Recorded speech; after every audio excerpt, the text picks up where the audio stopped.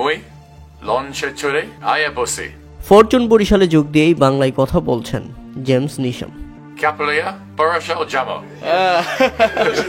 হ্যাঁ দর্শক, তিনি আবার কাপ নিয়ে বরিশাল যেতে চান। ডিফেন্ডিং চ্যাম্পিয়ন হিসেবে বিপিএল শুরু করা ফরচুন বরিশাল আরও একটি শিরোপার দ্বার প্রান্তে।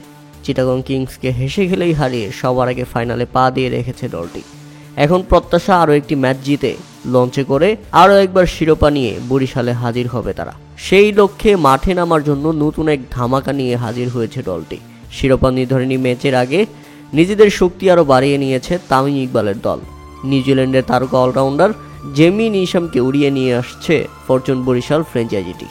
পরীক্ষিত দেশি ক্রিকেটারদের সঙ্গে কাইল মায়ার্স, ডেভিড মালানরা যোগ দিয়েছে অনেক আগে থেকেই। এবার নতুন করে তাদের সঙ্গে যোগ হয়েছে জেমি নিশাম। তাই তো ফরচুন বরিশালকে এখন আটকাই কে? প্রিয় দর্শক, এবারে বিপিএলে আবারও চ্যাম্পিয়ন হবে কি ফরচুন বরিশাল? আপনি কোন দল সাপোর্ট করতেছেন তা অবশ্যই আমাদের কমেন্ট করে জানাবেন।